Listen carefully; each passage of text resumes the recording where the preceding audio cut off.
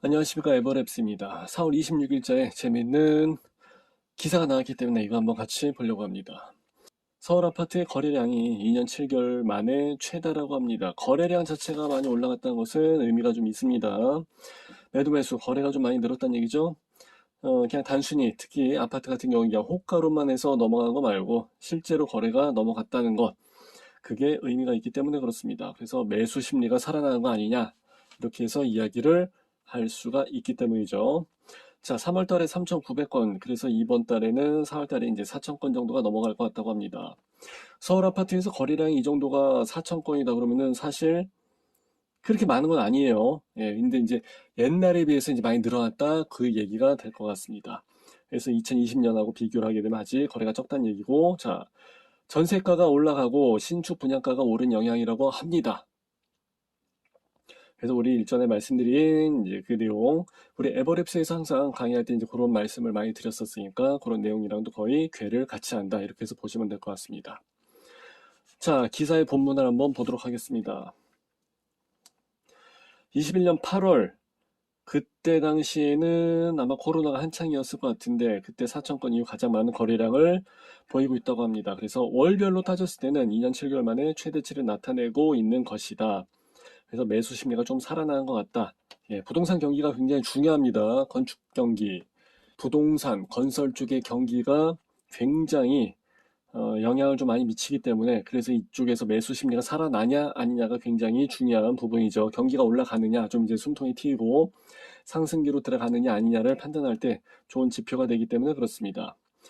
자, 계약 후 30일가량의 신고 기간을 고려를 한다.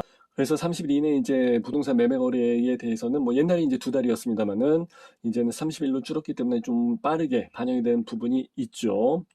그래서 특례보금자리 대출에 힘을 입어서, 예, 요게 영향이 좀 괜찮았습니다. 상당히 긍정적인 영향을 많이 미쳤었고요. 1월 달에 1413건, 그래서 8월 달에 3899건까지 해서 올라갔다고 합니다. 그래서 증가세를 보이다가 이제 특례론이 종료가 되면서 이제 다시 떨어집니다. 그래서 대출만 어느 정도 싸게만 해서 준다 그러면은 부동산에 대한 거래는 올라갈 수 있다, 이렇게 해서 보여집니다.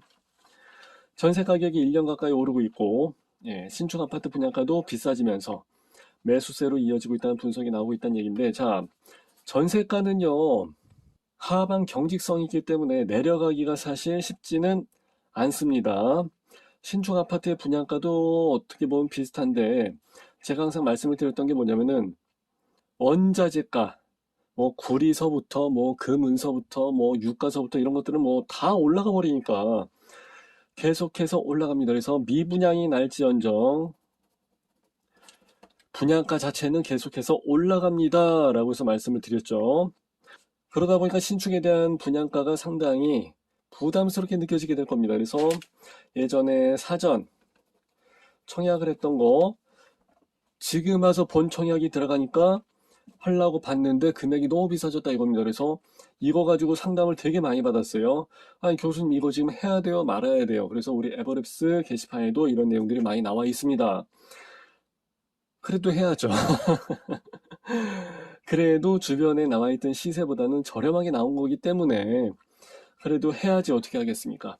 이거 2년 전에 방송할 때, 직방에서 방송할 때도 마찬가지고 에버랩스에서 방송할 때 뭐라 그랬어요?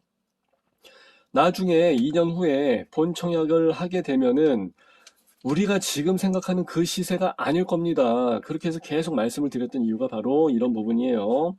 그러다 보니까 이제 구축에 대한 메리트를 많이 생각을 하시는 것 같고, 그러다 보니까 거래량이 좀 늘어날 수밖에 없었던 것 같습니다. 그나마 서울 중저가 지역의 급매물을 중심으로 해서 전월세에 대한 매매로 이제 갈아타는 것도 나타나는 부분이 있다고 합니다. 전월세에서 매매로 갈아타는 것, 이거는요, 꼭 지금 시점에서의 문제가 아니라 전월세 하다가 할 수 있으면 무조건 매매로 갈아타는 것은 언제 한다 할지라도 그것은 항상 올바른 선택입니다. 빠르면 빠를수록 좋은 거죠. 자, 이거 한번 보시죠. 이건 내용이 좀 특이합니다. 전세값은 지난 5월 이후 지난 22일까지 49주 연속 상승을 했다고 합니다. 그러니까 거의 1년 동안 계속 올라갔다는 얘기예요. 민간 아파트의 분양가는 지난 1년간 17%에서 23% 올라갔다고 합니다. 그래서 제가 옛날에 방송을 할 때 검단할 때도 마찬가지고 동탄도 마찬가지고 뭐 다른데 뭐 의정부건 어디건 지금 나와 있는 금액이 결코 비싼 금액이 아닐 겁니다. 무조건 잡으세요. 올해가 가기 전에 무조건 잡으세요라고 해서 제가 작년까지도 계속 방송을 하면서 멘트를 드렸던 기억이 납니다. 자, 평당 이 정도에서 나왔던 금액이 지금은 많이 올라갔다고 합니다. 17.24%? 네, 많이 올라갔죠. 그죠? 서울 아파트는 평당 1년 전보다 따졌을 때는 평당으로 23.91%가 올라갔다고 합니다. 평당. 평당 23.91%가 올라갔다고 그러면은 정말 많이 올라간 거예요. 신생아 대출 특례라든지 여러 가지 이제 대출에 대한 메리트가 있기 때문에 그래서 9억 이하의 어느 정도 건드리기가 좀 만만한 그런 금액의 아파트는 그래도 어느 정도 다 매수로 전월세를 하던 사람이 이제 매매로 갈아탔다 이렇게 해서 볼 수가 있습니다. 근데 꼭 그렇다고 해서 상승세로 해서 전환된다고 보기는 어려울 수도 있다는 거죠. 이거는 그런 특례 대출이 있었기 때문에 이제 그런 부분이다 이렇게 해서 이야기를 하는 부분이고, 예. 그리고 아직은 거래량이 1만 건을 넘어가지는 않고 옛날이랑 이제 비교를 했을 때 그래서 아직은 뭐 4천 건 절반도 안 되는 상황이다 보니까 여전히 거래량은 적은 거다. 예, 그리고 이제 고금리가 계속되고 뭐 올 하반기에 뭐 세 차례를 해서 뭐 내리네 마네 이제 이런 식으로 얘기를 했지만은 지금 상황으로 봤을 때는 안 올라가면 다행이죠. 예, 세 차례까지 내리기는 상당히 어려울 것 같고요. 그렇다고 해서 우리나라가 또 따라서 금리를 내린다고 해서 보기는 어렵죠. 이미 미국 쪽의 금리가 훨씬 더 높기 때문에 우리나라는 반응을 하지 않을 가능성도 있습니다. 자, 그래서 이래저래 해갖고 일시적인 거래량 반등일 수도 있다. 어떻게 보면 이 내용도 사실 굉장히 신뢰도를 줄 수 있는 그런 내용이 될 것 같습니다. 그래서 부동산 뉴스를 하나를 가지고 여러분들과 같이 여러 가지 거시적인 흐름 한번 알아봤는데 앞으로의 거래량을 좀 지켜볼 필요는 있습니다. 작년에 우리가 이야기할 때 24년도에 과연 상방이겠습니까? 아니면 하방이겠습니까? 물론 이제 상방에 대한 요인도 상당히 많고 하방에 대한 요인도 상당히 많습니다. 그래서 결국 이제 플러스 마이너스 제로의 게임인데 올해처럼 상방의 요인과 하방의 요인이 이렇게 서로 확실하게 혼재가 되어 있는 상황이 없다라는 이야기를 우리가 작년에 우리 수업하면서 이야기를 했었었죠.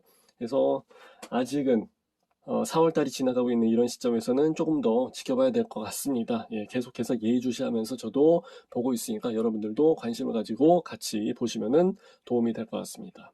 자, 이렇게 해서 에버랩스 신문 뉴스를 본 거를 간단하게 정리를 해서 마무리하도록 하겠습니다. 감사합니다. 빠이빠이.